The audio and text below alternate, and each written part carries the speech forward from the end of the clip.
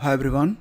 तो 25 मई 2025 को यूपीएससी यानी कि संघ लोक सेवा आयोग के द्वारा सिविल सेवा की प्रारंभिक परीक्षा आयोजित की गई थी और इसमें जीएस का जो पहला पेपर था जिसमें कुल मिला के 100 प्रश्न पूछे गए थे।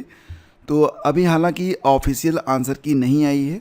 इस वीडियो में हम ये जो 100 प्रश्न पूछे गए हैं सभी प्रश्नों को हिंदी माध्यम से देखेंगे और इनका जो सर्व संभावित और सबसे अच्छा उत्तर हो सकता है यानी कि सर्वमान्य सत्य, ठीक है, उसको हम डिस्कस करने का यहाँ पर प्रयास करेंगे। तो सबसे पहले तो ये कि ये जो कुल मिला के 100 प्रश्न यहाँ पर पूछे गए थे, इन 100 प्रश्नों में किस टॉपिक से, किस सब्जेक्ट से कितने प्रश्न आए थे, अगर उनको हम एक बार देखें तो इतिहास से यहाँ पर 14 प्रश्न पूछे गए थे और ये जो इतिहास के प्रश्न हैं इनको मॉडरेट यानी कि मध्य स्तर से लेकर डिफ़िकल्ट क्वेश्चन में आप रख सकते हैं। जियोग्राफी से 23 प्रश्न पूछे गए थे, सभी प्रश्न बहुत ही टफ थे। इंडियन इकोनॉमी से 13 प्रश्न पूछे गए थे, ये मॉडरेट टू डिफ़िकल्ट के लेवल में आते हैं। इसके बाद इंडियन पॉलिटी से 14 प्रश्न जो कि मॉडरेट लेवल के थे। जनरल साइंस से 12 प्रश्न पूछे गए थे, ईजी टू मॉडरेट। इसके अलावा करंट अफेयर से कुल मिला के 24 प्रश्न पूछे गए थे। तो करंट से इस बार वेटेज थोड़ा सा कम रहा, लगभग 30-32 प्रश्न तक लगभग हर बार आते थे, तो इस बार प्रश्न थोड़े से कम रहे थे। तो इस प्रकार से कुल मिला के 100 प्रश्न पूछे गए थे। ये सभी प्रश्न जो हैं वो मॉडरेट टू डिफ़िकल्ट की श्रेणी में आप रख सकते हैं, ठीक है। तो चलिए शुरू करते हैं। और ये जो आपका क्वेश्चन पेपर है मैंने हिंदी माध्यम से यहाँ पर आपके सामने प्रस्तुत किया है ताकि मैक्सिमम जो बच्चे हैं वो समझ सके कि किस प्रकार के प्रश्न एग्ज़ाम में पूछे जाते हैं। तो चलिए शुरू करते हैं। देखिए ये बी सेट है और बी के मुताबिक ही सभी प्रश्न मैं आपको यहाँ पर हल कराऊंगा। तो देखो यहाँ पर पहला क्वेश्चन था कि निम्नलिखित प्रकार के वाहनों पर विचार कीजिए। पूर्ण बैटरी विद्युत वाहन, हाइड्रोजन ईंधन सेल वाहन, ईंधन सेल विद्युत हाइब्रिड वाहन। पूछ रहे हैं कि उपयुक्त में से कितने वैकल्पिक पावर ट्रेन वाहन माने जाते हैं। तो पावर ट्रेन वाहन यहाँ पर तीनों ही माने जाएंगे यानी कि विकल्प सी इसका करेक्ट है, ठीक है।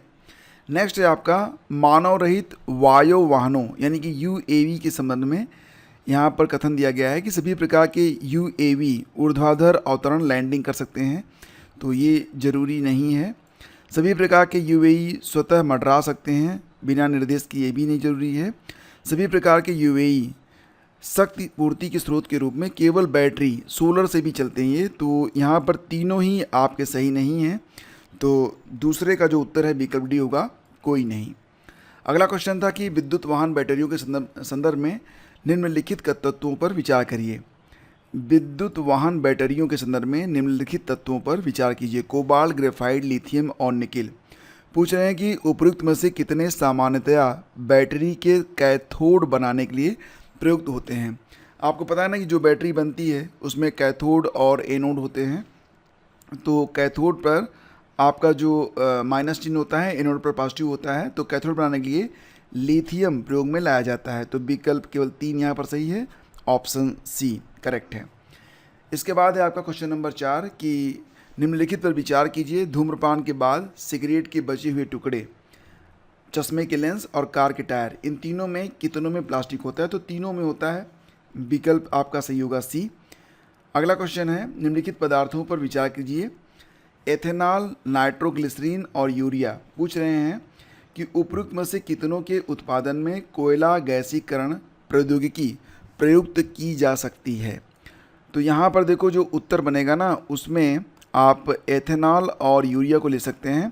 तो केवल 2 वाला जो विकल्प है ये सही है, केवल 2 यानी कि विकल्प बी आप यहाँ पर करेक्ट होगा। अगला क्वेश्चन है कभी कभी समाचार माध्यमों में चर्चित सामान्यतया Cl20, HMX और LLM105 के रूप में ज्ञात रासायनिक पदार्थों में सर्वनिष्ठ अभिलक्षण क्या होता है, ठीक है। तो इसका उत्तर क्या बनेगा। देखो फ्रेंड्स, ये सैन्य आयुधों के अंतर्गत विस्फोटक होते हैं। तो विकल्प बी आपका यहाँ पर करेक्ट है। क्वेश्चन नंबर 7 है ऐसी अपेक्षा है कि मेजोराना 1 चिप क्वांटम कंप्यूटिंग को सुकर बनाएगा। और कह रहे हैं कि मेजोराना 1 chip Amazon web services AWS द्वारा आरंभ किया गया है। डीप लर्निंग मशीन लर्निंग का एक उप समुच्चय है। कह रहे हैं कि उपरोक्त कथनों में से कौन कौन से सही हैं। तो फ्रेंड्स यहाँ पर जो विकल्प सी है, केवल 2, 1 और 3 आपका यहाँ पर करेक्ट है, 1 और 3। तो विकल्प सी इज़ योर करेक्ट ऑप्शन। इसके बाद प्रायः समाचारों में चर्चित एक क्लोनी प्रतिरक्षियों यानी कि मोनोक्लोनल एंटीबॉडी के संदर्भ में निम्नलिखित कथनों पर विचार कीजिए। कह रहे हैं कि वे मानव निर्मित प्रोटीन हैं। दूसरा कथन है कि वे विशिष्ट प्रतिजनों यानी कि एंटीजन से बंधन बनाने की अपनी क्षमता के कारण प्रतिरक्षात्मक प्रकार को उद्दीपित करते हैं। तीसरा है कि वे निपा विषाणु के संक्रमण जैसे विषाणु संक्रमणों के उपचार में प्रयुक्त होते हैं। तो यहाँ पर जो आपका क्वेश्चन नंबर 8 है, इसका विकल्प 1, 2, 3 या फिर 1 और 2। तो यहाँ पर थोड़ा सा कन्फ्यूजन है आपका, या तो ए सही होगा या तो डी सही होगा। ठीक है, थोड़ा सा इसका उत्तर जो है कन्फ्यूजन में आ रहा है। अगला क्वेश्चन होगा आपका, निम्नलिखित कथनों पर विचार कीजिए। महासागरीय जल में कोई विषाणु जीवित नहीं बच सकता। दूसरा कथन है कोई विषाणु जीवाणुओं में संक्रमण नहीं कर सकता। तीसरा है कोई विषाणु परपोषी कोशिका में कोशिकीय अनुलेखन चक्र सक्रियता को परिवर्तित नहीं कर सकता है। तो इसका जो उत्तर बनेगा 9 का जो विकल्प है, कोई भी नहीं, ये विकल्प आपका यहाँ पर सही है। यानी कि कोई भी कथन यहाँ पर सही नहीं है। ठीक है, सारे कथन यहाँ पर गलत हैं और इसका उत्तर है विकल्प डी। अगला क्वेश्चन है, निम्नलिखित कथनों पर विचार कीजिए। कथन कह रहा है कि सक्रियित कार्बन बहिस्रावी धाराओं में से प्रदूषकों को हटाने और विभिन्न उद्योगों से आने वाले संदूषकों के उपचारण हेतु एक अच्छा और आकर्षक साधन है। कथन 2 है कि सक्रियत कार्बन का एक बृहत पृष्ठ क्षेत्रफल होता है और उसमें भारी धातुओं को अधिशोषित करने की दमदार शक्यता है। तीसरा कथन है सक्रियत कार्बन उच्च कार्बन अंश वाले वातावरणीय अपशिष्टों में आसानी से संश्लेषित किया जा सकता है। तो ये आपके 3 कथन हो गए। अब यहाँ से आपको उत्तर चुनना है विकल्प ए, बी, सी और डी में से। तो दोस्तों इसका जो सही जवाब है वो विकल्प ए में आ रहा है। कथन 2 और कथन 3 दोनों सही हैं तथा वे दोनों कथन 1 की व्याख्या करते हैं। तो विकल्प ए आपका यहाँ पर करेक्ट आ रहा है। अगला क्वेश्चन है, निम्नलिखित कथनों पर विचार कीजिए। अध्ययनों से सूचित होता है कि सीमेंट उद्योग से उत्सर्जित कार्बन डाइऑक्साइड का वैश्विक कार्बन उत्सर्जन में उसके 5% से अधिक का योगदान है। दूसरा कथन है कि सीमेंट का निर्माण करते समय चूना पत्थर में सिलिका युक्त मृत्तिका मिलाई जाती है। तीसरा कथन है सीमेंट निर्माण हेतु क्लिंकर उत्पादन के दौरान चूना पत्थर चूना में बदल जाता है। तो इसका जो उत्तर है कथन 2 और कथन 3 दोनों सही हैं। कथन 2 भी आपका करेक्ट है और कथन 3 भी आपका सही है, किंतु उनमें से केवल एक कथन एक की व्याख्या करता है। तो विकल्प बी आपका यहाँ पर सही है। इसके बाद आगे बढ़ते हैं, निम्नलिखित कथनों पर विचार कीजिए। कथन 1, कथन 2 और कथन 3। तो देखते हैं, पहला कथन है 28वें संयुक्त राष्ट्र जलवायु परिवर्तन सम्मेलन COP28 में भारत ने जलवायु और स्वास्थ्य विषयक घोषणा पर हस्ताक्षर नहीं किया। दूसरा कथन है COP28 जलवायु और स्वास्थ्य विषयक घोषणा एक बाध्यकर योजना है और इस पर हस्ताक्षर कर देने पर स्वास्थ्य सेक्टर का विकार्बनन करना अधिदेशात्मक हो जाता है।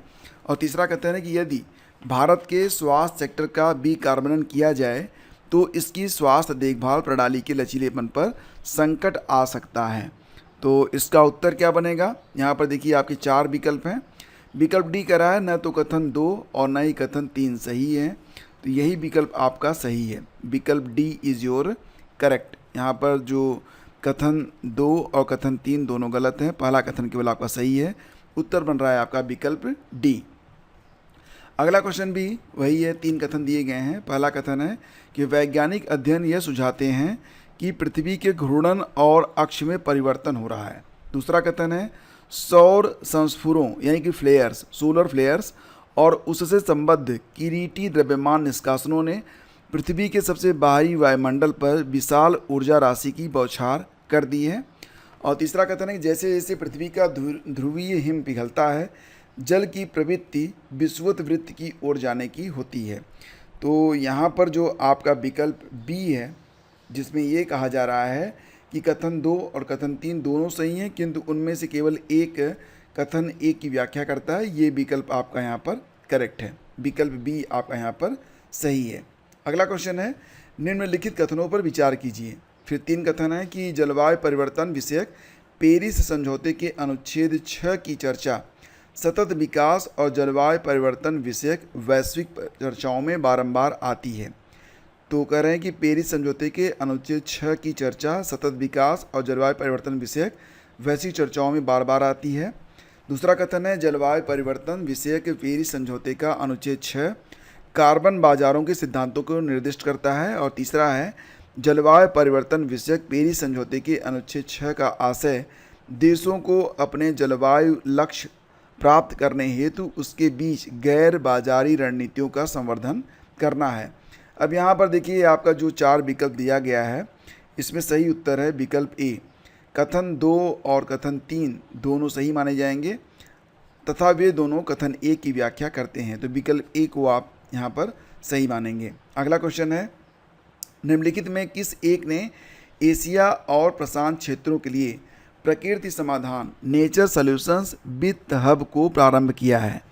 तो इसका जो उत्तर है वो एशियाई विकास बैंक है, एडीबी, यानी कि विकल्प ए आपका यहाँ पर सही है। अगला क्वेश्चन है कि प्रत्यक्षवाद प्रग्रहण डायरेक्ट एयर कैप्चर जो नई उभरती प्रौद्योगिकी है के बारे में यहाँ पर 3 कथन दिए गए हैं। इसे कार्बन प्रच्छादन की एक विधि के रूप में प्रयोग में ला सकते हैं। यह प्लास्टिक उत्पादन हेतु और खाद्य प्रसंस्करण में एक बहुमूल्य उपागम हो सकता है। तीसरा है कि विमानन में यह संश्लिष्ट न्यून कार्बन ईंधन जनन हेतु हाइड्रोजन में मिलाने के लिए कार्बन का स्रोत हो सकता है। तो इसका जो उत्तर बनेगा 1, 2 और 3, यानी कि विकल्प आपका सी यहाँ पर सही है। पहला भी सही है, दूसरा भी सही है और तीसरा भी सही है। अगला क्वेश्चन है कि पीकॉक टेरेंटुला यानी कि गूटी टेरेंटुला के बारे में 3 कथन यहाँ पर दिए गए हैं। पीकॉक टेरेंटुला के बारे में, यह एक सर्वभक्षी परुष कवची यानी कि क्रस्टेशियाई है। इसका प्राकृतिक आवास भारत में केवल कुछ वनों तक ही सीमित है और अपने प्राकृतिक आवास में यह एक वृक्षीय जाति है। तो फिलहाल फ्रेंड्स इसका जो आंसर है वो विकल्प डी 2 और 3 जो हैं ये आपके सही हैं। 2 और 3 सही हैं, पहला वाला गलत है, तो विकल्प डी आपका यहाँ पर करेक्ट आंसर है। अगला क्वेश्चन है, निम्नलिखित कथनों पर विचार कीजिए। भारत में कार्बन डाइऑक्साइड उत्सर्जन 0.52 कार्बन डाइऑक्साइड प्रति व्यक्ति से कम है। ठीक है, अब बाकी कह रहे हैं कि ईंधन दहन से कार्बन डाइऑक्साइड उत्सर्जन के आधार पर भारत एशिया प्रशांत क्षेत्र में दूसरे स्थान पर है। और तीसरा कथन है कि भारत में विद्युत और ताप उत्पादक कार्बन डाइऑक्साइड उत्सर्जन के सबसे बड़े स्रोत हैं।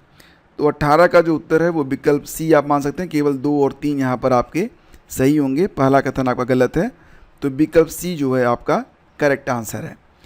19वां क्वेश्चन होगा, निम्नलिखित युग्मों पर विचार कीजिए। पादप है और उसका वर्णन आगे किया गया है, इसको आपको विचार करना है। कसावा, अदरक, मालाबार पालक, पुदीना, पपीता, आगे काष्ठी झाड़ी, आभासी तनायुक्त शाक, साकी, आरोही लता, वार्षिक झाड़ी और काष्ठी झाड़ी। अब यहाँ पर देखेंगे उपयुक्त युग्मों में कितने सही सुमेलित हैं, कितने युग्म सही सुमेलित हैं। ऐसे प्रश्न कंफ्यूज बहुत करते हैं। फिलहाल इसका जो उत्तर बताया जा रहा है वो विकल्प बी बताया जा रहा है। तो केवल 3 यहाँ पर जो हैं वो सही सुमेलित हैं। कौन कौन से यहाँ पर सही सुमेलित हैं? तो ये अदरक, आभासी तनायुक्त शाक और पुदीना, वार्षिक झाड़ी, पपीता, काष्ठी झाड़ी। ठीक है, अगला क्वेश्चन है, पृथ्वी ग्रह के संदर्भ में निम्नलिखित कथनों पर विचार करिए। पहला कथन है, वर्षावन महासागरों द्वारा उत्पादित ऑक्सीजन की तुलना में अधिक ऑक्सीजन उत्पादित करते हैं। दूसरा कथन है, समुद्री पादप प्लवक और प्रकाश संश्लेषी जीवाणु विश्व में ऑक्सीजन का लगभग 50% उत्पादित करते हैं। तीसरा कथन है, वायुमंडलीय हवा में विद्यमान ऑक्सीजन की तुलना में सुचारू रूप से ऑक्सीकृत पृष्ठ जल में अनेक गुना अधिक ऑक्सीजन होती है। तो 20 का उत्तर यहाँ पर विकल्प बी केवल 2 को आप मानेंगे सही, दूसरा विकल्प केवल यहाँ पर सही है, पहला और तीसरा यहाँ पर गलत है। अगला क्वेश्चन आपका है, राजा राम मोहन राय के बारे में निम्नलिखित कथनों पर विचार कीजिए। तो पहला कथन है, उनमें प्राच्य विश्व के पारंपरिक दार्शनिक सिद्धांतों के प्रति अत्यंत अनुराग और समादर था। उनकी कामना थी कि उनके देशवासी तर्क संगत और वैज्ञानिक दृष्टिकोण तथा सभी पुरुषों और महिलाओं की मानवीय गरिमा और सामाजिक समता के सिद्धांत को माने। तो यहाँ पर जो उत्तर है 1 और 2 दोनों आपका यहाँ पर सही माना जाएगा। ठीक है, तो विकल्प सी आपका यहाँ पर सही है। असहयोग कार्यक्रम के बारे में निम्नलिखित विषयों पर विचार कीजिए।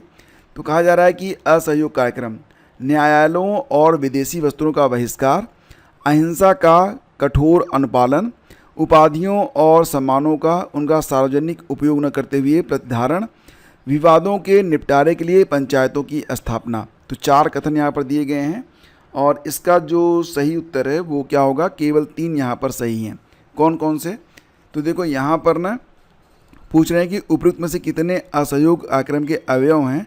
तो यहाँ पर पंचायतों की स्थापना के बारे में कोई बात नहीं की गई थी, बाकी जो 3 था 1, 2, 3 ये सही है। अगला क्वेश्चन है, सिंचाई में काम आने वाला अरघट्टा नामक उपकरण क्या था? तो अरघट्टा नामक जो उपकरण था ये क्या था, एक बड़ा चक्का जिसमें आराओं यानी कि स्पोक्स के बाहरी छोरों पर मिट्टी के पात्र बंधे हों। विकल्प बी आपका सही है। प्राचीन भारत में इनमें से किस शासक ने मत विलास, विचित्र चित्त और गुणभरा उपाधियां धारण की थी? तो सही जवाब है महेंद्र वर्मन प्रथम, यानी कि विकल्प ए आपका सही है। मत विलास, विचित्र विचित्र और गुणभरा ये उपाधियां महेंद्र वर्मन प्रथम के द्वारा धारित की गई थी। अगला क्वेश्चन है, चीनी तीर्थयात्री फायान किसके शासनकाल में भारत आया था? तो सही जवाब है विकल्प बी, चंद्रगुप्त द्वितीय के शासनकाल में।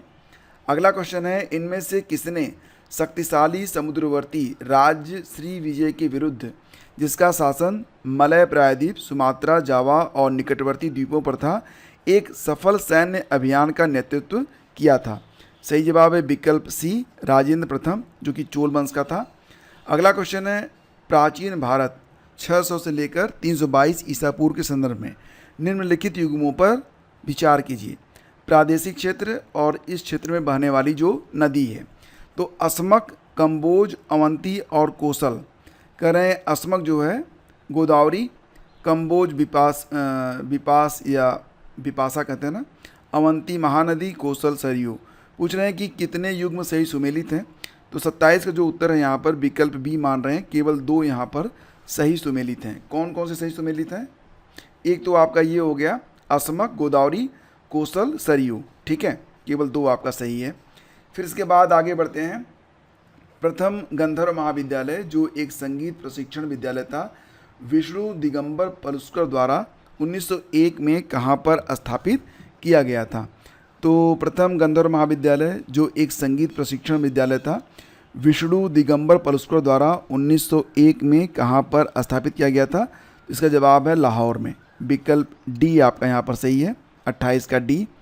इसके बाद क्वेश्चन नंबर 29 देखते हैं। जैसा कि अशोक के अभिलेखों से ज्ञात होता है, प्रादेशिक राजूक और युक्त किस स्तर पर महत्वपूर्ण अधिकारी थे? देखो, अगर किसी प्रश्न के उत्तर में आपको कोई डाउट हो रहा है ना, बिल्कुल आप कमेंट कीजिएगा और मैं जो पहला कमेंट होगा उसमें आपके उत्तर यानी कि जो भी आप बताएंगे कि ये इसका उत्तर है, उसकी व्याख्या मैं आपको दे दूंगा। तो बिल्कुल हिचकिएगा मत, किसी भी डाउट पर आप बिल्कुल कमेंट कर दीजिएगा। जैसा कि अशोक के अभिलेखों से ज्ञात होता है, प्रादेशिक राजूक और युक्त किस स्तर पर महत्वपूर्ण अधिकारी थे? तो इसका जवाब है विकल्प बी, यानी कि जिला स्तरीय प्रशासन। विकल्प बी आपका सही है। असहयोग आंदोलन के संदर्भ में अब यहाँ पर देखो 2 कथन है। पहला कथन, कांग्रेस ने घोषणा की थी कि सभी वैध और शांतिपूर्ण तरीकों से स्वराज प्राप्त करना उनका उद्देश्य है। दूसरा कथन है, इसे चरणों में कार्यान्वित किया जाना था, जिसमें सविनय अवज्ञा और करों का भुगतान न करना अगले चरण के लिए थे। लेकिन तब जब स्वराज 1 वर्ष में प्राप्त न होता और सरकार दमन पर उतर आती। तो इसका उत्तर था 1 और 2 दोनों। विकल्प आपका सही था, सी आंसर। अगला है कि निवेश के संदर्भ में निम्नलिखित कथनों पर विचार कीजिए। बांड, प्रतिरक्षा निधियां यानी कि हेज फंड्स, स्टॉक और जोखिम पूंजी उपयुक्त में से कितनों को वैकल्पिक निवेश निधि माना जाता है? तो वैकल्पिक निवेश निधि केवल 2 को माना जाएगा। कौन कौन से? ये आपका हेज फंड्स और जोखिम पूंजी 2 और 4। अगला क्वेश्चन है, निम्नलिखित में कौन कौन से भारतीय रिजर्व बैंक की आय के स्रोत हैं? तो यहाँ पर पूछ रहे हैं कौन कौन से आय के स्रोत हैं। चलिए देख लेते हैं। तो देखो, इसका जो उत्तर बन रहा है ना, वो यहाँ पर बन रहा है 1 और 2, सरकारी बांडों का क्रय और विक्रय, विदेशी मुद्रा का क्रय और विक्रय, बस यही 2 है। ठीक है, तो इसका उत्तर बनेगा विकल्प ए। अगला क्वेश्चन है, भारत सरकार के संदर्भ में निम्नलिखित सूचना पर विचार कीजिए। संगठन, इस संगठन के कुछ कार्य, यह संगठन किसके अधीन कार्य करता है? तो पूछ रहे हैं कि उपरोक्त में से कितनी पंक्तियों में सूचना सही सुमेलित है? तो फिलहाल अगर देखा जाए तो इसका जो उत्तर है वो केवल बन रहा है, केवल 2 आपका सही है। ठीक है, कौन कौन सा सही है? तो यहाँ पर जो पहला वाला है ये तो गलत है। प्रवर्तन निदेशालय, भगोड़ा आर्थिक अपराधी अधिनियम 2018 का प्रवर्तन, आंतरिक सुरक्षा प्रभाग 1 गृह मंत्रालय। दूसरा कहें राजस्व सूचना निदेशालय, राजस्व विभाग, ये सही है आपका। प्रणाली एवं आंकड़ा सिस्टम्स एंड प्रबंधन महानिदेशालय, ये राजस्व विभाग, ये भी सही है। तो 2 और 3 वाला सही है। तो इसका जो उत्तर बनेगा वो क्या बनेगा? 33 का बी आपका सही है, केवल 2। ठीक है, 2 में जो सूचनाएं हैं वो सही है। फिर आगे बढ़ते हैं। भारतीय रिजर्व बैंक भारत में सभी सूचीबद्ध कंपनियों को व्यावसायिक उत्तरदायित्व और स्थिरता रिपोर्ट यानी कि business responsibility and sustainability report BRSR प्रस्तुत करने का अधिदेश करता है। दूसरा कथन है, भारत में व्यावसायिक उत्तरदायित्व और स्थिरता रिपोर्ट यानी कि BRSR प्रस्तुत करने वाली कोई कंपनी इस रिपोर्ट में उसका प्रकटन करती है जो मुख्यतः गैर वित्तीय स्वरूप के हैं। तो इसमें जो सही उत्तर है वो विकल्प बी है, केवल 2 आपका यहाँ पर करेक्ट है। अगला क्वेश्चन देखते हैं। निम्नलिखित कथनों पर विचार कीजिए। तो पहला कथन है कि भारत में ग्रामीण क्षेत्रों में कुक्कुट पालन और ऊन उत्पादन जैसे संवर्गीय कृषि कार्यकलाप से प्राप्त आय को किसी भी कर से छूट प्राप्त है। दूसरा कथन है, भारत में आयकर अधिनियम 1961 के उपबंधों के अधीन भारतीय कृषि भूमि को पूंजीगत परिसंपत्ति नहीं माना जाता है। तो 35 का जवाब यहाँ पर विकल्प कौन सा होगा? 35 का डी यहाँ पर सही होगा। कथन 1 सही है, कथन 2 सही नहीं है। कथन 2 जो है ये सही नहीं है, कथन 1 आपका सही है। तो उत्तर बनेगा विकल्प डी, 35 का डी। 36वां देखते हैं। निम्नलिखित कथनों पर विचार कीजिए। भारत खनिज सुरक्षा भागीदारी में एक सदस्य के रूप में सम्मिलित हो गया है। दूसरा कथन है, भारत अपने द्वारा चिन्हित सभी 30 अति आवश्यक खनिजों में साधन संपन्न है। तीसरा कथन है, संसद ने 2023 में खान और खनिज विकास और विनियमन अधिनियम 1957 में संशोधन कर कतिपय अति आवश्यक खनिजों के लिए खनन पट्टा और संयुक्त यानी कि कंपोजिट लाइसेंस नीलामी से देने हेतु केंद्रीय सरकार को अनन्य रूप से सशक्त किया है। तो 36 का जो जवाब है 1 और 3 ये दोनों आपका सही है, 1 और 3। तो विकल्प सी आपका आंसर है। इसके बाद है, निम्नलिखित कथनों पर विचार कीजिए। कथन 1 और कथन 2 और कथन 3 भी है। तो यहाँ पर कथन 1 कह रहा है कि जहाँ तक किसी कंपनी में निवेश से प्राप्त प्रतिफलों का संबंध है, आमतौर पर यह माना जाता है कि स्टॉक धारकों की तुलना में बांड धारकों को अपेक्षाकृत कम जोखिम रहता है। दूसरा कथन, बांड धारक किसी कंपनी के ऋणदाता होते हैं जबकि स्टॉक धारक उसके स्वामी होते हैं। तीसरा कथन है कि पुनर्भुगतान के प्रयोजन के लिए किसी कंपनी द्वारा बांड धारकों को स्टॉक धारकों की अपेक्षा प्राथमिकता दी जाती है। तो इसमें जो उत्तर है वो क्या बनेगा? कथन 2 और कथन 3 दोनों सही हैं, यानी कि आपका जो कथन 2 है ये भी सही है, कथन 3 दोनों सही है और वे दोनों कथन 1 की व्याख्या भी करते हैं। तो विकल्प ए आपका यहाँ पर उत्तर है। ठीक है, इसके बाद है कि निम्नलिखित कथनों पर विचार कीजिए। पहला कथन, वैश्विक स्तर पर किए गए सभी इक्विटी विकल्प संविदाओं के कारोबार में भारत का अत्यधिक वृहद अंश होता है। इस प्रकार भारत सहसा अतिवृद्धि को दर्शाता है। दूसरा कथन, हाल के विगत समय में भारत का स्टॉक बाजार तेज़ी से बढ़ा है, यहाँ तक कि उसने एक समय इसमें हांगकांग को भी पीछे छोड़ दिया था। तीसरा कथन है, छोटे निवेशकों को या तो विकल्प व्यापार जोखिमों की चेतावनी देने या इस विषय में अपंजीकृत वित्तीय सलाहकारों पर कार्रवाई करने के लिए कोई नियामक निकाय नहीं है। तो 38 का जो विकल्प 1 और 2 है ये सही है, यहाँ पर ए विकल्प आपका करेक्ट होगा। अगला उत्तर है, अगला प्रश्न है कि चक्रीय अर्थव्यवस्था ग्रीन हाउस गैसों के उत्सर्जन को कम करती है। इसके बाद दूसरा कथन है कि चक्रीय अर्थव्यवस्था आगत के रूप में कच्चे माल के प्रयोग को कम करती है। तीसरा है चक्रीय अर्थव्यवस्था उत्पादन प्रक्रिया में अपव्यय को कम करती है। तो इसका उत्तर है कथन 2 और कथन 3 दोनों सत्य हैं तथा वे दोनों कथन 1 की व्याख्या करते हैं। विकल्प ए आपका यहाँ पर सही है। अगला क्वेश्चन देखते हैं, निम्नलिखित कथनों पर विचार कीजिए। पूंजीगत प्राप्तियाँ देयता का सृजन करती हैं या सरकार की परिसंपत्तियों में कमी लाती हैं। दूसरा, उधार ग्रहण और विनिवेश पूंजीगत प्राप्तियां हैं। तीसरा कथन, ऋणों पर प्राप्त ब्याज सरकार की देयता का सृजन करता है। तो 40वां जो प्रश्न है इसका उत्तर बनेगा 1 और 2। 1 सही है, 2 सही है, 3 आपका यहाँ पर गलत है। अगला क्वेश्चन, निम्नलिखित देशों पर विचार कीजिए। Austria, Bulgaria, Croatia, Serbia, Sweden, उत्तरी मैसेडोनिया कितने उत्तरी अटलांटिक संधि संगठन के सदस्य देश हैं? तो 41 का सदस्य, यहाँ पर केवल 4। ठीक है।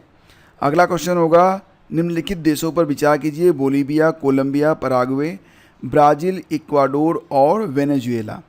इसमें पूछ रहे हैं कि एंडीज पर्वत श्रृंखला उपयुक्त देशों में से कितनों में से होकर गुजरती है? तो सही जवाब है विकल्प सी, केवल 4।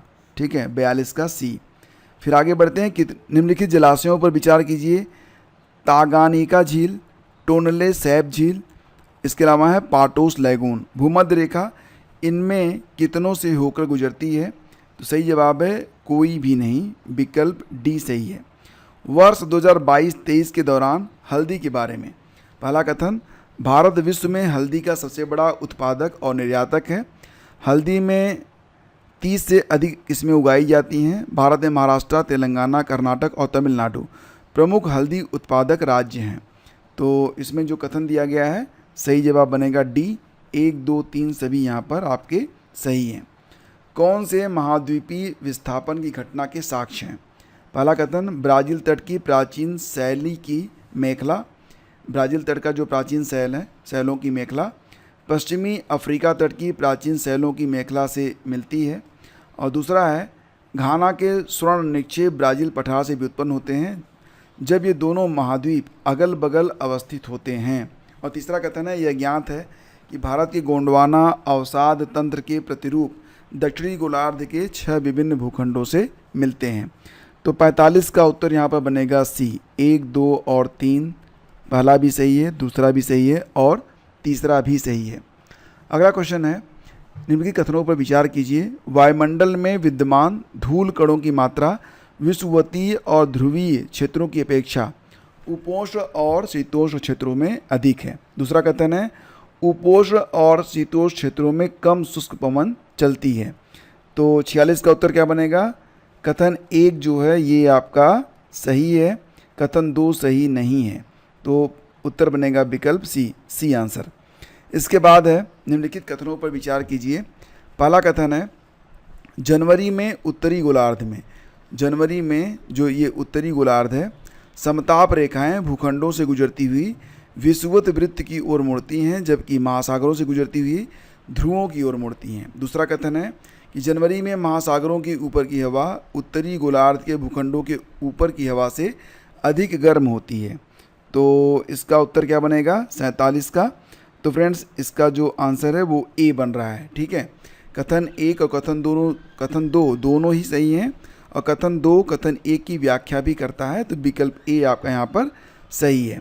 फिर आगे बढ़ते हैं, निम्नलिखित कथनों पर विचार कीजिए। पहला कथन कि शैलों पर जल के प्रभाव के संदर्भ में चाक एक अत्यंत पारगम्य शैल के रूप में आता है, ज्ञात है, जबकि मृत्तिका एक नितांत अपारगम्य या न्यूनतम पारगम्य शैल के रूप में ज्ञात है। चाक सरंध्र होता है अतः जल अवशोषित कर सकता है। तो 48 का जो उत्तर बनेगा वो क्या बनेगा? देखो फ्रेंड्स, यहाँ पर जो उत्तर बनेगा विकल्प सी बनेगा। कथन 2 और कथन 3 में केवल 1 सही है और यह कथन 1 की व्याख्या भी करता है। तो 2 और 3 में केवल 1 सही है और यह कथन 1 की व्याख्या करता है। ठीक है, इसके बाद अगला क्वेश्चन है कि निम्नलिखित कथनों पर विचार कीजिए। वायुमंडल के बिना भूपृष्ठ पर सर्वत्र तापमान हिमांक के बहुत नीचे होता है। दूसरा कथन है वायुमंडल के द्वारा अवशोषित और पासित ऊष्मा हमारे ग्रह के औसत तापमान को बनाए रखती है। तीसरा कथन है वायुमंडल की कार्बन डाइऑक्साइड जैसी गैसें विकिरण की अवशोषित और पासित करने के लिए विशेष रूप से उत्तम है। तो यहाँ पर जो आपका उत्तर है विकल्प 49 का, ये सी आंसर बनेगा। 1, 2, 3 सभी जो हैं आपके सही हैं। अगला क्वेश्चन है राष्ट्रीय गोकुल मिशन के बारे में है। 2 कथन है। पहला कथन है ग्रामीण निर्धनों के उत्थान के लिए महत्वपूर्ण है क्योंकि अधिकांश न्यून उत्पादकता वाले देशज पशु छोटे और सीमांत कृषकों तथा भूमिहीन श्रमिकों के पास होते हैं। दूसरा है इसे वैज्ञानिक रूप में और साकल्यवादी रूप में देशज गोपशु और भैंस के पालन और संरक्षण को प्रोत्साहित करने के लिए आरंभ किया गया था। तो इसका उत्तर बनेगा 1 और 2 दोनों आपके सही हैं। ये प्रश्न आपने देखा होगा, यूपीपीएससी में भी आया था, 2023 में आया था शायद। ठीक है, इसके बाद देखिए निम्नलिखित कथनों पर विचार कीजिए। मध्यवर्ती स्तर पर पंचायतें सभी राज्यों में विद्यमान हैं। मध्यवर्ती स्तर पर किसी पंचायत में सदस्य होने हेतु पात्र होने के लिए किसी व्यक्ति को 30 वर्ष की आयु प्राप्त होनी चाहिए और किसी राज्य का मुख्यमंत्री मध्यवर्ती स्तरों पर पंचायतों की वित्तीय दशा के पुनरीक्षण के लिए और राज्य द्वारा उद्ग्रहित करों और शुल्कों के निवल आगम को मध्यवर्ती स्तर पर राज्य और पंचायतों के बीच वितरित करने हेतु सिफारिशें करने के लिए एक आयोग का गठन करता है। तो 51 का जो आपका उत्तर बनेगा ये बिल्कुल कौन सा बनेगा? अगर आपने सही गेस किया है तो आपको बता दें कि इसका उत्तर डी बनेगा। 1, 2 और 3 सभी आपके यहाँ पर सही हैं। इसके बाद बिम्स्टेक के बारे में यहाँ पर देखेंगे 4 कथन दिए जा रहे हैं। तो पूछ रहे हैं कि कौन सा या कौन से कथन यहाँ पर सही हैं। तो देखो यहाँ पर जो बात हो रही है बिम्स्टेक के बारे में, तो बिम्स्टेक का जो 1 और 4 वाला विकल्प है, यह जनवरी 2025 तक 7 सदस्य देशों में मिलकर बना एक क्षेत्रीय संगठन है, ये आपका सही है। और इसके अलावा बिम्स्टेक में पर्यटन उप क्षेत्र का नेतृत्व भारत कर रहा है, ये सही है। 1 और 4 आपके सही हैं। विकल्प सी आपका यहाँ पर करेक्ट है। ठीक है, फिर अगला क्वेश्चन है कि निम्नलिखित में किनसे मिलकर गांधी शांति पुरस्कार प्राप्तकर्ता का चयन करने के लिए जूरी बनती है। गांधी शांति पुरस्कार प्राप्तकर्ता का चयन करने के लिए जो जूरी बनती है तो किससे मिलकर बनती है? 53। तो इसका भी उत्तर यही है, 2, 3 और 4, यानी कि भारत का जो प्रधानमंत्री है, भारत का मुख्य न्यायमूर्ति और लोकसभा में प्रतिपक्ष के नेता। तो 2, 3, 4 विकल्प सी आंसर। फिर अगला क्वेश्चन कि जीपीएस एडेड जियो ऑटोमेटेड नेविगेशन, यानी कि गगन आवश्यक आवर्धन प्रदान करने हेतु भू स्थित स्टेशनों की प्रणाली का उपयोग करता है। निम्नलिखित में से कौन सा या कौन से कथन गगन के बारे में सही हैं? तो 54 का जो उत्तर है फ्रेंड्स ये डी सही है। 1 और 2 इसे अतिरिक्त सटीकता और विश्वसनीयता प्रदान करने के लिए अभिकल्पित किया जाता है और इससे और अधिक एकरूप और उच्च गुणवत्ता का वायु यातायात प्रबंधन प्राप्त होगा। तीसरा नहीं सही है, तो विकल्प डी आपका करेक्ट है। इसके बाद है ग्रैंड पैले पेरिस में फरवरी 2025 में आयोजित एआई एक्शन समिट शिखर सम्मेलन के बारे में निम्न कथनों पर विचार कीजिए। पहला कथन है कि भारत की सह अध्यक्षता में इस शिखर सम्मेलन में 2023 में संपन्न ब्लेचली पार्क शिखर सम्मेलन और 2024 में संपन्न सियोल शिखर सम्मेलन में की गई पहलों को आगे विकसित किया गया। दूसरा कथन है अन्य देशों के साथ साथ यूएस और यूके ने भी समावेशी और सतत एआई विषयक घोषणा पत्र पर हस्ताक्षर किए हैं। तो फ्रेंड्स यहाँ पर जो आपका उत्तर बनेगा वो कौन सा बनेगा बताओ? तो ये बन रहा है आपका ए, केवल एक आपका यहाँ पर सही है, दूसरा वाला आपका यहाँ पर गलत है। चलिए आगे बढ़ते हैं और आपका आ गया है क्वेश्चन नंबर 56। तो निम्नलिखित युग्मों पर विचार कीजिए और पूछ रहे हैं कि कितने इसमें सही सुमेलित हैं। तो ये जो युग्म हैं इसमें सही सुमेलित कितने हैं? तो देखो फ्रेंड्स यहाँ पर जो आपका प्रश्न है उसमें सभी 4 जो हैं ये सही सुमेलित दिए गए हैं। 1, 2, 3, 4 ये सब आपके सही हैं। ठीक, ब्रिक्स के संदर्भ में निम्नलिखित कथनों पर विचार कीजिए। 16वां ब्रिक्स शिखर सम्मेलन रूस के अध्यक्षता में कजान में संपन्न हुआ। इंडोनेशिया ब्रिक्स का पूर्ण सदस्य बन गया है और 16वां ब्रिक्स शिखर सम्मेलन का मुख्य विषय न्यायपूर्ण वैश्विक विकास और सुरक्षा के लिए बहुसंस्कृतिवाद को सशक्त करना था।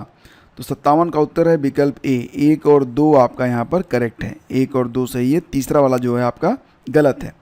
लोकपाल के विषय में निम्नलिखित कथनों पर विचार कीजिए। लोकपाल के बारे में बात हो रही है यहाँ पर। तो इसमें देखो 4 कथन दिए गए हैं, पूछ रहे हैं कि उपयुक्त कथनों में कौन सा कथन सही है।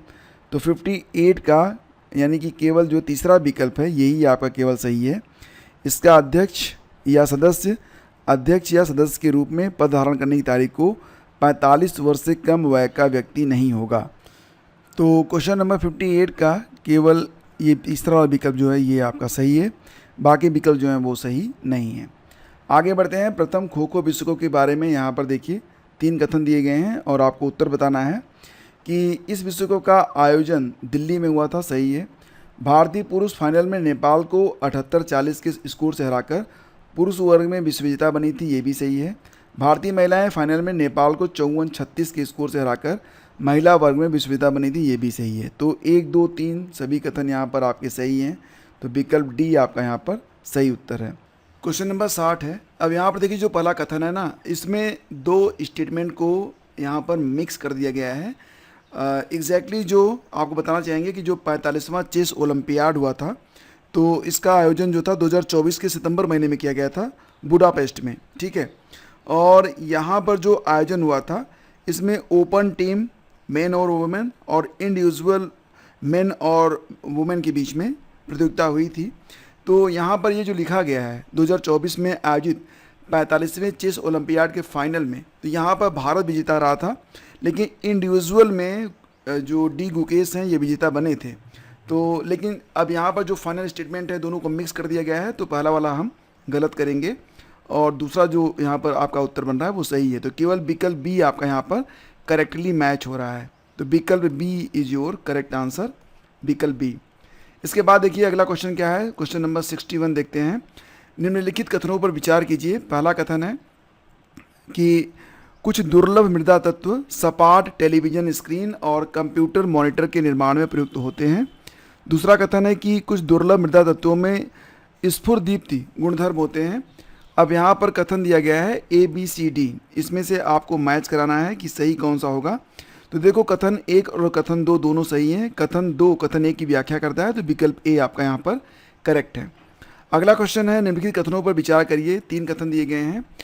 भारतीय रेलवे ने 2028 तक भविष्य के लिए तैयार रेलवे प्रणाली सृजित करने हेतु एक राष्ट्रीय रेल प्लान यानी कि NRP को तैयार किया है।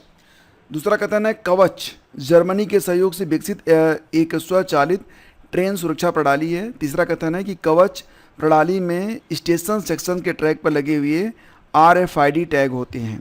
तो इसमें जो सही जवाब है वो क्या होगा, तो देखो यहाँ पर 1, 2 और 3 तीनों ही आपके सही हैं, विकल्प डी आपका यहाँ पर बिल्कुल करेक्ट आंसर है। अगला क्वेश्चन निम्नलिखित अंतरिक्ष मिशनों पर विचार करिए। एक्सियोम 4, स्पार्डेक्स और गगनयान। तो कह रहे हैं कि उपर्युक्त अंतरिक्ष मिशनों में से कितने सूक्ष्म गुरुत्व यानी कि माइक्रोग्रेविटी विषयक अनुसंधान को प्रोत्साहित और समर्थित करते हैं। तो 63 का जो आंसर है ये विकल्प सी होगा, यानी कि सभी 3।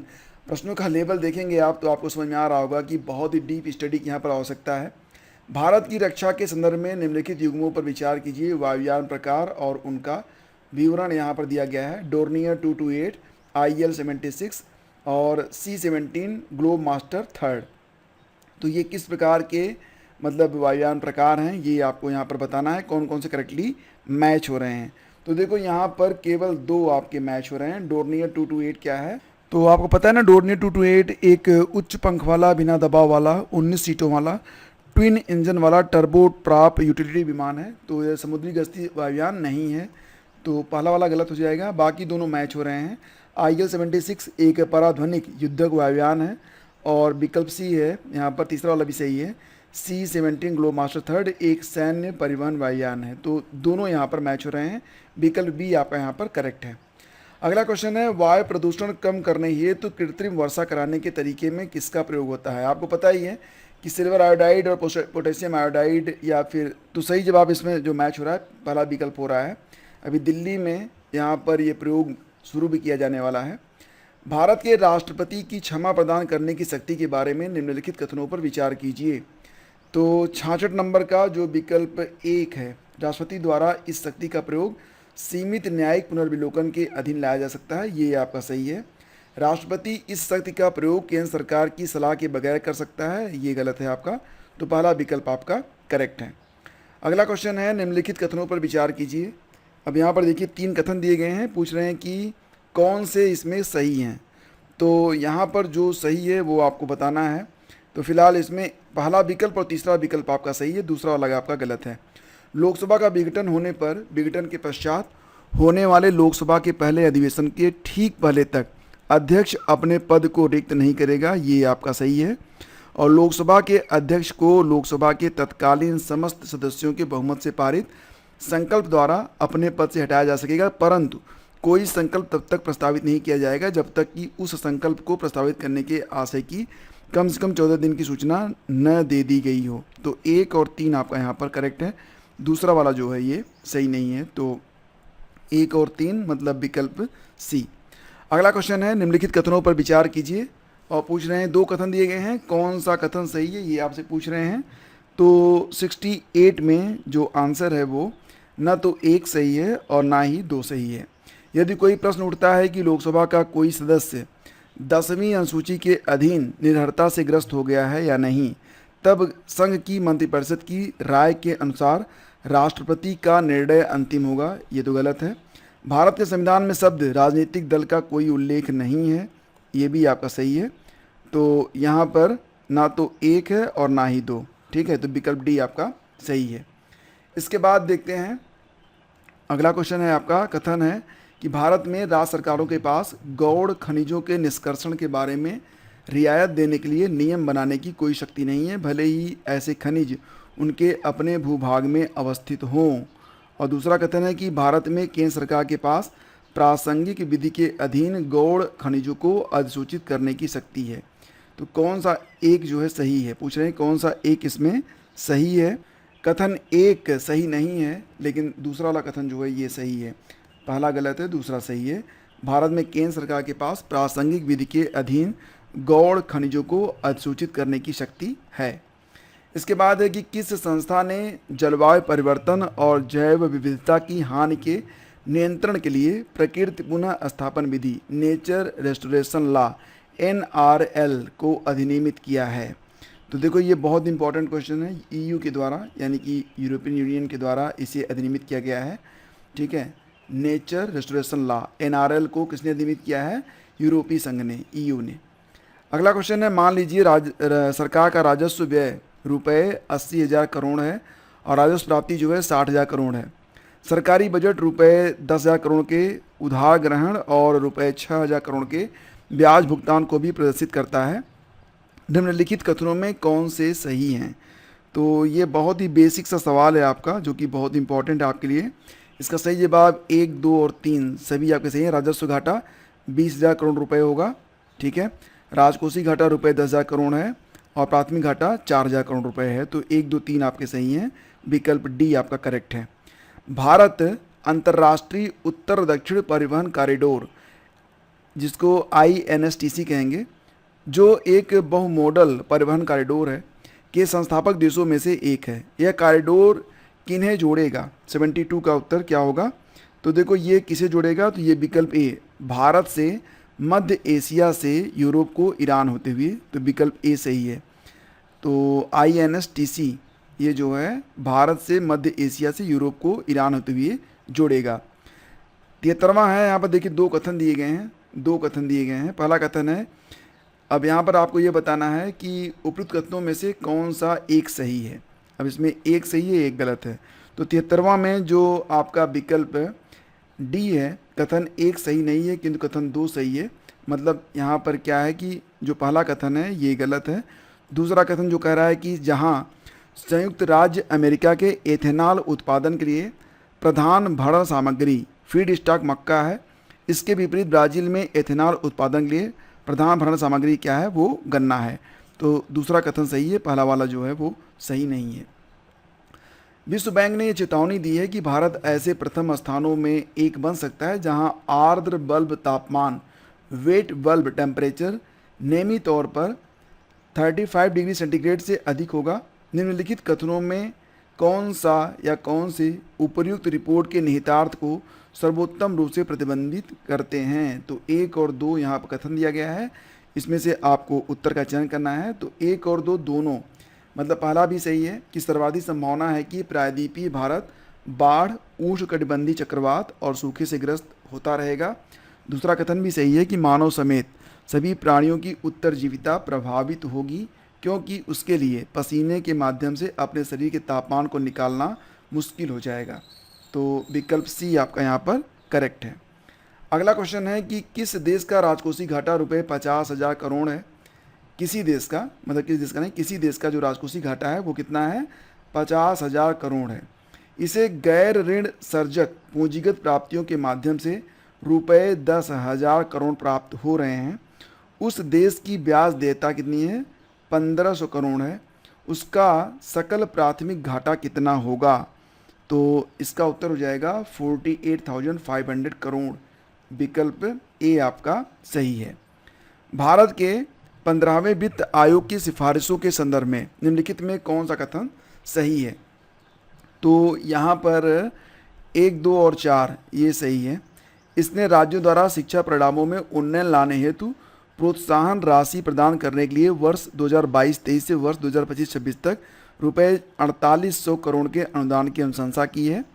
संघ के करों के निवल आगम का 45% राज्यों के साथ बांटा जाना चाहिए और इसने राजकोषीय निष्पादन का पुरस्कृत करने हेतु कर प्रयास निकस टैक्स एफर्ट क्राइटेरिया को फिर से आरंभ किया है। तो विकल्प सी आपका यहाँ पर करेक्ट है। अगला क्वेश्चन है, अंतर्राष्ट्रीय पुनर्निर्माण और विकास बैंक यानी कि IBRD के बारे में निम्नलिखित कथनों पर विचार कीजिए। IBRD के बारे में स्टेटमेंट दिया गया है और पूछ रहे हैं कि कौन कौन से सही हैं। तो यहाँ पर देखेंगे अगर आप ना, तो आपका जो 1 और 3 है ये आपका सही है, विकल्प सी। यह मध्यम आय वाले देशों को ऋण और गारंटी प्रदान करता है। इसकी स्थापना द्वितीय विश्व युद्ध के उपरांत यूरोप के पुनर्निर्माण में सहायता हेतु की गई थी। बहुत ही डीप में जाके क्वेश्चन पूछे गए भाई साहब, और जो लोग कहते हैं ना मॉडरेट, मैं तो उनको सलाम करूंगा कि उनकी जो मेधा है बहुत ही उच्च स्तरीय है। RTGS और नेफ्ट के बारे में यहाँ पर स्टेटमेंट दिया गया है और यहाँ पर 78 में पूछ रहे हैं कि कौन सा सही है।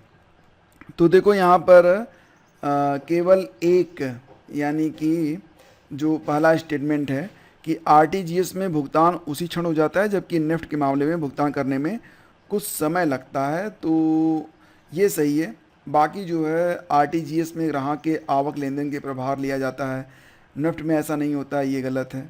RTGS के लिए कतिपय दिनों में प्रचलन के घंटे सीमित हैं, ऐसा भी नहीं है। तो यहाँ पर आपका केवल पहला वाला जो था वो करेक्ट है। अगला क्वेश्चन है कि निम्नलिखित देशों पर विचार कीजिए। संयुक्त अरब अमीरात, फ्रांस, जर्मनी, सिंगापुर और बांग्लादेश। पूछ रहे हैं कि उपयुक्त में भारत के अलावा ऐसे कितने देश हैं जहां UPI के द्वारा अंतर्राष्ट्रीय वाणिज्यिक भुगतान इंटरनेशनल मर्चेंट पेमेंट स्वीकार किए जाते हैं? तो यहाँ पर विकल्प बी, यानी कि केवल 3 देश और हैं। ठीक है, तो ऑप्शन बी करेक्ट है। केवल 3 देश ऐसे हैं जहाँ पर UPI एक्सेप्ट है।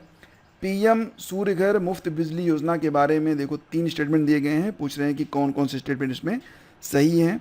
तो देखो 1, 2 और 3 तीनों ही यहाँ पर आपके सही हो रहे हैं। इसका लक्ष्य आवासीय सेक्टर में 1 करोड़ घरों की छतों पर सौर पैनल लगाना है।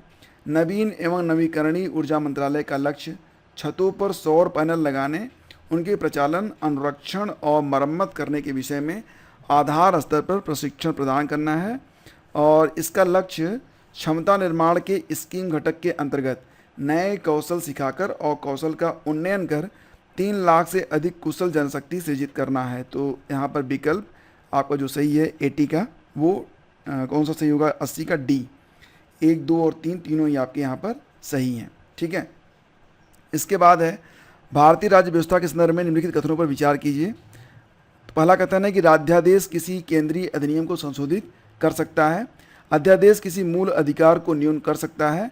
अध्यादेश किसी पिछली तारीख से प्रभावी हो सकता है। तो 81 में 1, 2 और 3 सभी सही हैं, यानी कि पहला भी, दूसरा भी और तीसरा भी। क्वेश्चन नंबर 82 कह रहा है कि निम्नलिखित युग्मों पर विचार करिए अरुणाचल प्रदेश, नागालैंड और त्रिपुरा, उसके बारे में वर्णन दिया गया है। पूछ रहे हैं कि कितने सही सुमेलित हैं। तो देखो, अरुणाचल प्रदेश के बारे में कह रहे हैं कि यह एक किले से राजधानी का नाम पड़ा और राज्य में 2 राष्ट्रीय उद्यान नेशनल पार्क हैं, बिल्कुल सही है। और नागालैंड, यह राज्य एक संविधान संशोधन अधिनियम के आधार पर अस्तित्व में आया था, ये भी सही है। त्रिपुरा कह रहे हैं कि प्रारंभ में यह भाग ग पारसी राज्य था, जहां 1956 में राज्यों का पुनर्गठन होने पर केंद्र शासित राज्य क्षेत्र बना और बाद में इसने एक पूर्ण राज्य का दर्जा प्राप्त किया था। तो 1, 2, 3 सभी सही हैं यहाँ पर, विकल्प सी आपका सही होगा। अगला क्वेश्चन है, भारत के संदर्भ में निम्नलिखित कथनों पर विचार करिए। अंतर्राज्य परिषद, राष्ट्रीय सुरक्षा परिषद और क्षेत्रीय परिषद। अब पूछ रहे हैं कि उपयुक्त में से कितनी भारत के संविधान के उपबंधों के अनुसार स्थापित हुई हैं। तो देखो फ्रेंड्स, इसका जो आंसर है वो ए बनेगा। केवल एक इसमें भारत के संविधान के उपबंधों के अधीन है। कौन सा है? तो ये है आपका अंतर्राज्य परिषद, विकल्प ए आपका यहाँ पर सही है। फिर 84 है, निम्नलिखित कथनों पर विचार करिए। 2 कथन दिए गए हैं, पूछ रहे हैं कि कौन सा सही है। तो 84 में केवल एक सही है आपका, ठीक है। केवल कथन ए जो है, भारत के संविधान में स्पष्ट रूप से उल्लिखित है कि कतिपय बातों में किसी राज्य का राज्यपाल अपने विवेकानुसार कार्य करता है। तो ये केवल एक वाला आपका सही है। अगला क्वेश्चन है, निम्नलिखित युग्मों पर विचार करिए। भारत के संविधान में उपबंध और किसके अधीन कथित? तो 85 में आप देखेंगे यहाँ पर, तो कौन कौन सा मैच हो रहा है। राज्य की लोक सेवा में न्यायपालिका का कार्यपालिका से पृथक्करण, राज्य की नीति के निदेशक तत्व, ये सही है। हमारी सामाजिक संस्कृति की समृद्ध विरासत का महत्व समझना और उसका परिरक्षण करना मूल कर्तव्य में है। और कारखानों में 14 वर्ष से कम आयु के बच्चों के नियोजन का निषेध। तो तीनों आपके सही हैं, विकल्प सी इज योर आंसर। नेक्स्ट है, निम्नलिखित कथनों पर विचार कीजिए। भारत के संविधान के संदर्भ में यदि 5वीं अनुसूची के अधीन किसी राज्य में कोई क्षेत्र अनुसूचित क्षेत्र घोषित कर दिया जाता है, तो 2 कथन दिए गए हैं, पूछ रहे हैं कि कौन सा इसमें सही है। तो देखेंगे तो ऐसे क्षेत्रों में राज्य सरकार अपनी कार्यपालिका शक्ति खो देती है और एक स्थानीय निकाय पूर्ण प्रशासन ग्रहण कर लेता है, ये तो गलत है। संघ की सरकार कतिपय परिस्थितियों में राज्यपाल की सिफारिश पर ऐसे क्षेत्रों के पूर्ण प्रशासन को अपने हाथ में ले सकती है। तो देखो, ऐसा भी नहीं है, तो एक भी सही नहीं है और ना ही 2 सही है। तो 86 का डी आपका उत्तर है। भारत के संदर्भ में संगठन और संघ का मंत्रालय, तो ये आपको यहाँ पर कितने युग्म सही सुमेलित हैं, ये आपसे पूछ रहे हैं। तो इसमें जो कोई भी इसमें सही सुमेलित नहीं है, विकल्प डी, ठीक है। जैसे आप देख लीजिए यहाँ पर, इसको हम मैच कराएंगे तो विकल्प डी जो है, कोई भी इसमें मैच नहीं हो रहा है। भारत के संविधान के अधीन निम्नलिखित कथनों पर विचार कीजिए। तो 88 में क्या प्रश्न है कि उपयुक्त में से किसके संबंध में संविधान संशोधन के लिए भारत के राष्ट्रपति को अनुमति के लिए विधेयक प्रस्तुत किए जाने से पूर्व कम से कम आधे राज्यों के विधानमंडलों द्वारा अनुसमर्थन अपेक्षित है। तो 88 का आंसर क्या होगा? 7वीं अनुसूची में सूची 1 संघ सूची, किसी राज्य की कार्यपालिका शक्ति का विस्तार, राज्यपाल के पद के लिए शर्तें। तो केवल 1 और 2 आपके यहाँ पर सही हैं, 1 और 2 सही है, ठीक है। तो ए आपका आंसर है, आंसर ए। नेक्स्ट है, भारतीय राज्य व्यवस्था के संदर्भ में निम्नलिखित कथनों पर विचार कीजिए। किसी राज्य का राज्यपाल अपने पद की शक्तियों और दायित्वों के प्रयोग और निष्पादन के लिए किसी राज्यपाल के प्रति उत्तरदायी नहीं है, किसी न्यायालय के प्रति उत्तरदायी नहीं है। और दूसरा है कि राज्यपाल के विरुद्ध उसकी पदावधि के दौरान कोई दंडिक कार्रवाई संस्थित नहीं की जाएगी या जारी नहीं रखी जाएगी। तीसरा स्टेटमेंट है कि किसी राज्य विधानमंडल के सदस्य सदन के अंदर कही गई किसी बात के लिए किसी भी न्यायालय में कार्रवाई के लिए दायी नहीं है। तो 89 का जो आंसर है ये विकल्प डी बनेगा। 1, 2, 3 सभी यहाँ पर आपके सही हो रहे हैं, ठीक है। फिर 90 हो रहा है कि निम्नलिखित क्रियाकलापों पर विचार कीजिए। कच्चे तेल का उत्पादन, पेट्रोलियम का परिष्करण, संग्रहण और वितरण, पेट्रोलियम उत्पादों का विपणन और विक्रय, प्राकृतिक गैस का उत्पादन। तो 90 का बी यानी कि केवल 2 यहाँ पर सही हैं। उपरोक्त क्रियाकलापों में से कितने हमारे देश में पेट्रोलियम और प्राकृतिक गैस नियामक बोर्ड द्वारा विनियमित हैं? तो केवल 2। नेक्स्ट है आपका कि गांधी जी ने विख्यात वक्तव्य राजद्रोह मेरा धर्म हो गया है कब दिया था? तो ये दिया गया था दांडी में नमक कानून का सार्वजनिक रूप से उल्लंघन करने के समय। विकल्प बी सही है। अगला क्वेश्चन है, मोहनजोदड़ो से प्राप्त नाचती हुई लड़की डांसिंग गर्ल नामक प्रख्यात नारी लघु मूर्ति किस पदार्थ की बनी है? तो 92 का सही जवाब है कांसे की बनी है। चौरी चौरा घटना के परिणाम स्वरूप बंदी बनाए गए लोगों को किसने विधिक प्रतिरक्षा लीगल डिफेंस प्रदान किया था?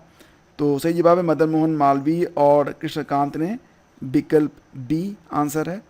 अगला क्वेश्चन है, निम्नलिखित में किस घटना के उपरांत गांधी जी ने जो अस्पृश्यता का सतत विरोध करते रहे और सभी क्षेत्रों में से उसके उन्मूलन के लिए अपील करते रहे, अपने राजनीतिक और सामाजिक कार्यक्रम में हरिजनों के उत्थान को शामिल करने का निश्चय किया था? पूना पैक्ट। विकल्प ए सही है।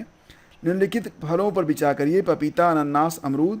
पूछ रहे हैं कि उपयुक्त में से कितने 16वीं और 17वीं शताब्दियों में पुर्तगालियों द्वारा भारत में लाए गए थे? तो 95 में सही जवाब है सी, सभी तीनों, यानी कि पपीता, अनानास और अमरूद, ये सभी फल पुर्तगाली भारत में ले आए थे।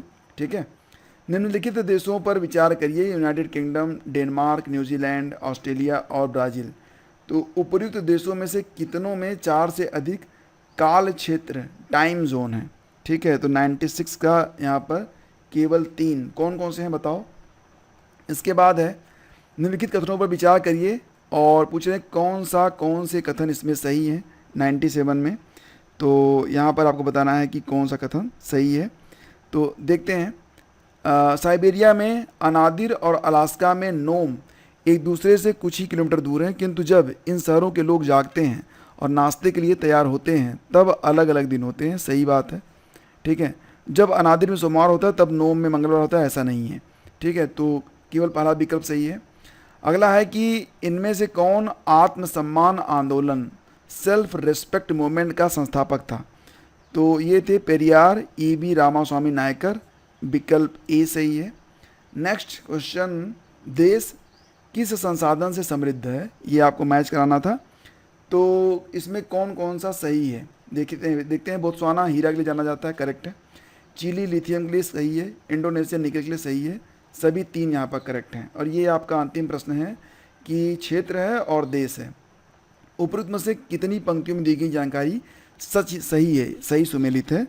तो यहाँ पर देखेंगे, Mallorca Italy, Normandy Spain, Sardinia France, यानी कि किसी में भी नहीं। ठीक है, तो ये आपके 100 प्रश्न हो गए जीएस के अंतर्गत। अगर किसी भी प्रश्न के उत्तर में आपको कोई भी डाउट है आप ज़रूर बताइएगा। ठीक है, यहाँ पर प्रयास ये किया गया है कि सभी प्रश्नों का जो सर्वोत्तम और शुद्ध हल है वो आपके सामने रखा जाए, और यही वजह थी कि इस सेशन में थोड़ी सी देरी भी हुई है। तो फिर मतलब एक सर्वमान्य उत्तर तो भाई आयोग भी नहीं बना सकता है, तो मैं बिल्कुल दावा नहीं करूँगा कि मेरे इस उत्तर माला से सभी लोग 100% एग्री करेंगे। अभी जब ऑफिशियल आंसर की आ जाएगी तो आपको पता चलेगा कि ऑफिशियल आंसर की में क्या सही है क्या गलत है। फिलहाल ये सारे प्रश्न आपके सामने हैं, और इससे 2 बातें तो आपको पता चली जाती हैं कि प्रश्नों का जो प्रारूप है बदल रहा है, परीक्षाएं निरंतर कठिन हो रही हैं।